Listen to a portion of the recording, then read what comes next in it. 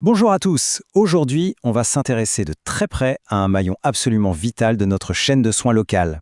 En tant que professionnel de santé, vous savez à quel point la transition de certains patients fragiles peut être un vrai casse-tête.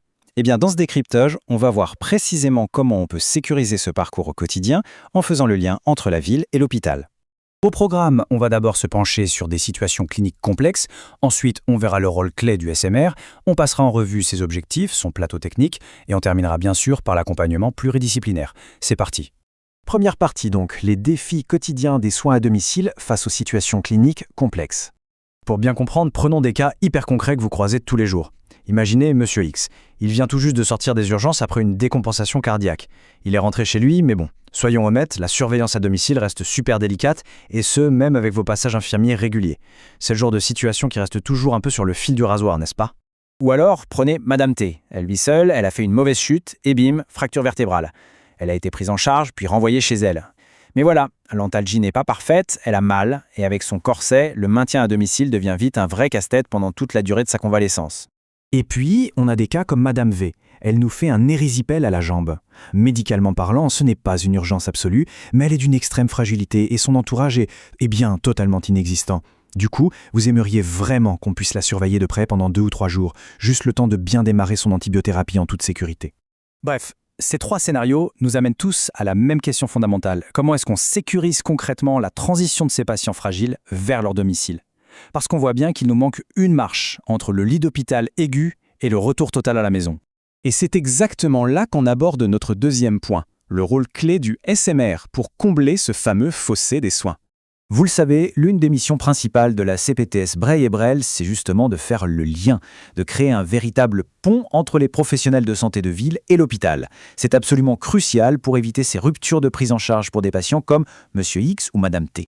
Et ce pont, physiquement, c'est le service de soins médicaux et de réadaptation, le SMR polyvalent du CHU de Gournay-en-Bray. Pour faire simple, c'est un établissement sanitaire de moyenne durée. Son rôle ?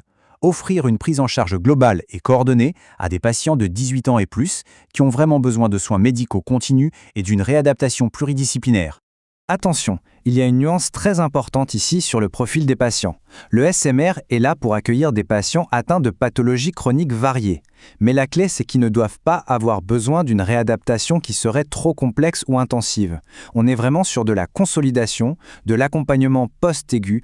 Ce qui nous amène à notre troisième partie, les objectifs et les soins pour construire un projet thérapeutique personnalisé. Le but numéro 1 du service, c'est très clair, c'est de prévenir ou de réduire au maximum les conséquences fonctionnelles et les pertes d'autonomie. On veut restaurer cette autonomie, que ce soit pour la mobilité, l'hygiène ou les petits gestes du quotidien. Et bien entendu, on fait tout pour éviter les complications ou les rechutes liées à la pathologie de départ. Mais ça va beaucoup plus loin qu'un simple suivi médical après une chirurgie. On parle d'une évaluation complète. C'est médical, oui, mais c'est aussi psychologique, social et même environnemental. L'idée, c'est d'élaborer un projet vraiment sur mesure pour stabiliser le patient sur le long terme et faciliter son retour à domicile dans des conditions optimales. Quatrième partie, jetons un œil à l'équipement et au plateau technique du service. Parce que pour bien travailler, il faut les bons outils, pas vrai? Le SMR dispose d'un plateau technique harmonisé et super adapté. On y trouve par exemple une salle de kiné bien équipée avec des tapis de marche, des barres parallèles, l'idéal pour la rééducation motrice. On a aussi une salle d'ergothérapie dédiée à la réadaptation pour la vie de tous les jours. Et bien sûr, des appareils de mesure pour évaluer de façon super objective les progrès du patient. Et au-delà du matériel de rééducation pure, toute l'infrastructure est pensée pour la fragilité. On y trouve des chambres confortables, totalement accessibles aux personnes à mobilité réduite. Le service est doté d'unités avec du monitoring médical continu et d'une infirmerie prête à gérer les urgences. Même les couloirs sont aménagés et sécurisés avec des rampes et des mains courantes pour qu'ils puissent se déplacer sans crainte. Ce qui est génial aussi, c'est la synergie qui s'opère. En interne, on assure un vrai soutien, par exemple avec une cuisine diététique et des repas texturés si besoin. Mais pour ne pas travailler en vase clos, le SMR s'appuie directement sur les professionnels de ville pour tout ce qui est laboratoire d'analyse biologique ou encore l'imagerie médicale comme les radios, les échographies. C'est un vrai maillage territorial en action.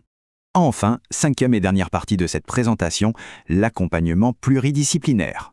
Vous le savez d'expérience, tout ce beau matériel ne servirait pas à grand-chose sans l'équipe humaine qui va avec.